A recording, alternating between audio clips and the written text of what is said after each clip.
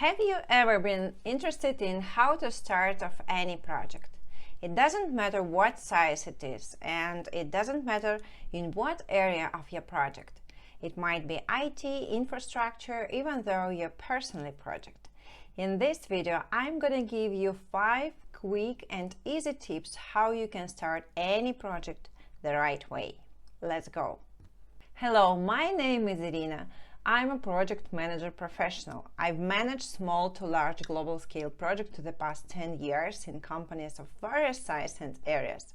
I worked in construction businesses, oil and gas, and blockchain startup, and even though I did my own businesses. Now I've been working as a delivery manager in a bank. Over the years of doing this, I've learned a lot of ups and downs of what makes a great project and what really can kill your project.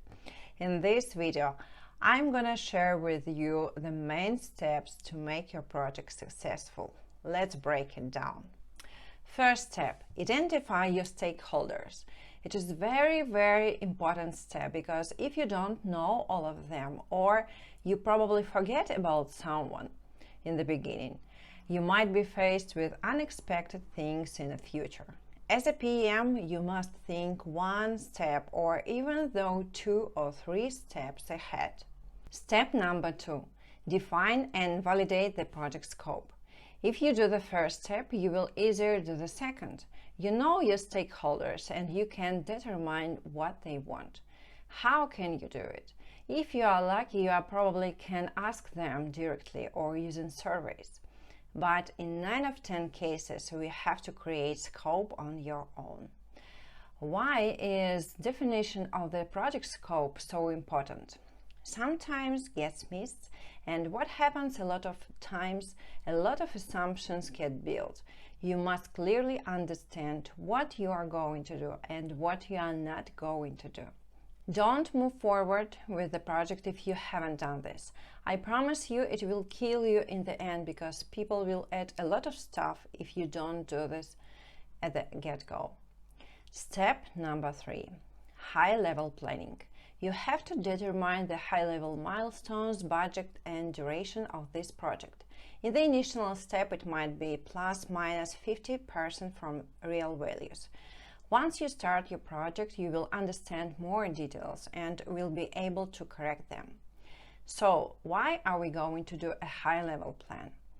Before we start the project, we have to understand how much time and money or other resources we are going to spend on this project and what the main step will allow us to achieve the project goal.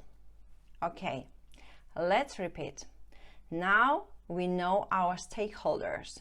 We know what they want and we know what are the main steps lead us to our goal and what we need for this. Okay, the next step. Step number 4. Set up your project support mechanisms. Next question we need to know, how are we going to do our project? What mechanisms, what tools and methods we are going to apply to get more effects and results.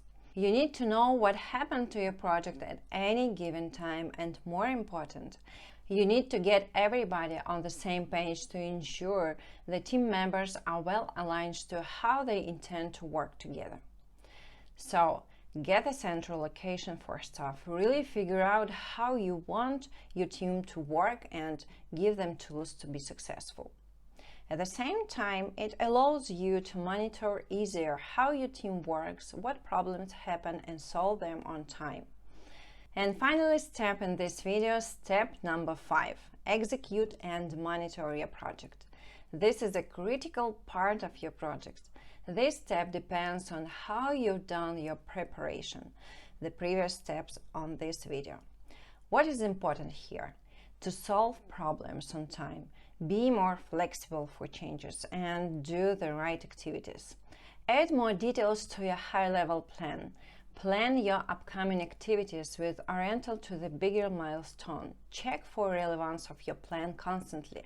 Track the risks and keep your team and stakeholders informed on what is happening with project. All this allows you to get everyone together and bought into the process, which is really important if you're going to be successful.